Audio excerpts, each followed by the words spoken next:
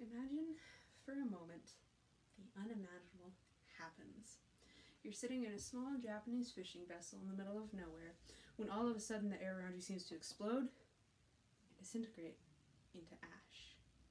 Now, this may seem like a scene from a horror movie, but it would be the terrifying reality for the US military and the crew of the Japanese fishing vessel, the Lucky Dragon, alike. In March of 1954, the United States is in the swing of the atomic age, trying to figure out the best way to make the most efficient and most deadly nuclear weapons possible. And the crowning jewel of all this hard work and all of this research was a device called Bravo. It's a newly developed hydrogen device that was supposed to be the most effective weapon we'd ever built. However, as soon as we hit that button, we realized we were deadly wrong.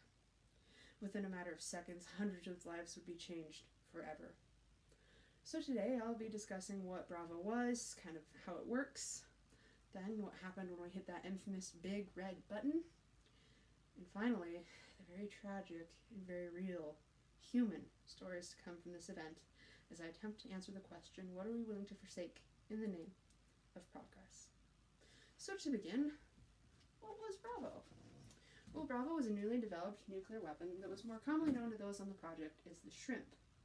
Interesting nickname when you look at the actual device itself. It was massive. This thing weighed 23,500 pounds, was 4.5 by 1.3 meters in diameter. Now, I know those numbers are weird, so to put it into layman's terms, it's roughly the same size and weight as a fully loaded school bus. Huge. And what did we use to fuel the beast? We used a newly developed fuel known as lithium deuteride. Highly unstable hydrogen that essentially gives you a bigger boom for your buck. And to make this even stronger, we added tritium, more unstabilized fuel for a more unstable explosion in that iconic mushroom cloud. And it's all these new technologies that are allowing us to make bombs hundreds and thousands of times more powerful than the ones that we had dropped on Japan 9 years earlier. So how does it work? So you'd have a charge travel down the connecting wires into the device itself. From here, it would travel up the fuel shaft into the actual atomic core. From there, you get a detonation. Now, this detonation will travel outwards, igniting the fuel and giving you that iconic mushroom cloud. So what happened that morning? Well, we did what we do, and we hit the big red button. And we realized instantly that we probably shouldn't. I mean, within seconds, the blast radius was over 4.5 miles wide. That is huge. That would take out most of Reno, leaving nothing but blood and ash behind. And to accompany this blast, to put this blast into perspective, that is the same yield as 15 megatons of TNT. Digging a hole, putting 15 million tons of TNT, and dropping in a single match. And this caused that blast to have temperatures equal to, if not greater than those on the surface of the sun. Instantly, any surrounding plant life would be vaporized to very fine, white, powdery ash, which is extremely important to the story here in a minute. But there's more. This blast had a mushroom cloud, and a mushroom cloud that reached over 130,000 feet into the atmosphere in less than 10 minutes. Which leads us to disaster number 1. Now, as seen here, this yellow zone represents mild radiation exposure. You'll start feeling off. You'll know something's wrong, but you don't really know what. Moving into the light orange area, you start to begin experiencing more severe symptoms, more acute symptoms. So then you'll start to have more severe headaches, the nausea, possible vomiting, maybe mild fevers averaging maybe around 101, 102. Something's up. Something's bad. But it gets worse the closer you get to ground zero. Heading into this dark orange area is when you are in trouble. It is likely that you'll begin to experience burns on your skin, your hair will fall out, your gums may begin to bleed as your cells begin to degenerate, in addition to severe headaches, extreme fevers, and cell degradation, which leads me into the final area, that being the small red area, wherein you experience extreme cell damage and extreme cell death. Your cells become so heavily irradiated at this point that they can no longer hold themselves together, and that molecular bond is broken. And what that leaves you with is horrifying. And I can give you an hours on lecture on the exact process, but I don't have time. So I can sum it up in 2 words for you.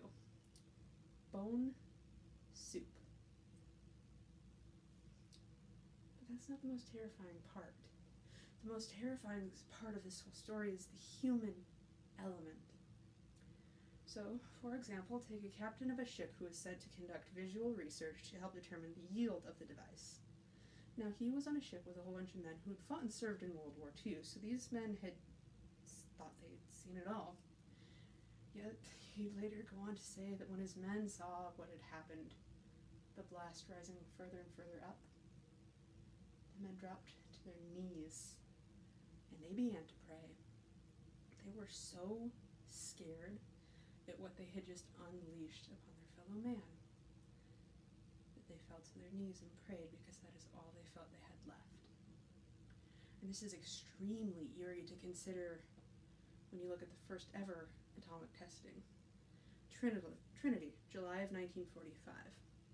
First ever nuclear weapon detonated, huge breakthrough in science. The men sitting there were dead, silent. You could hear a pin drop, because these men knew what they had just unleashed upon their fellow man, and they were horrified. Some felt it may have been the biggest mistake of their lives. But that's not the end of it. The story carries into the innocents and the civilians. Which brings me to the crew of the Lucky Dragon. Now that morning, the captain of the ship stepped up on deck, and at that point in time, he noticed that the sun was rising in the west. But it wasn't the sun, it was Bravo. But what could he do? He's in a small commercial fishing vessel. So he does what anyone would do. He just continues about his day. He and his men, they have things to get done. They can't just drop everything and go home. But a few hours later, that fine powdery ash I mentioned earlier, well, it began to fall, and it began to fall like rain. It completely coated the deck of the ship. Any of the fish remaining on board. It coated the men, it coated their clothing, their hair, their ears, their eyes, their nose, their mouth. And they were curious. They didn't know what it was. So, one of the men swiped some onto his finger and licked it. He was curious, he didn't know what it is, and he said that it was like powdered snow. Gritty, but with no taste. Yet it's this mistake that would lead to the horrors known as acute radiation poisoning.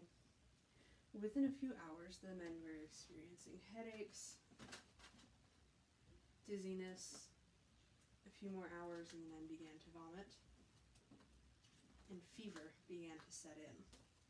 Now, by the time they returned home a few days later, the symptoms had developed even further, leading to extreme hair loss,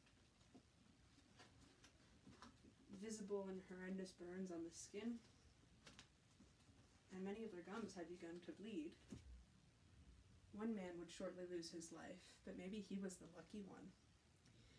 Because of the stigma in Japan surrounding victims of nuclear bombings, these men were seen as contagious and left to rebuild from nothing.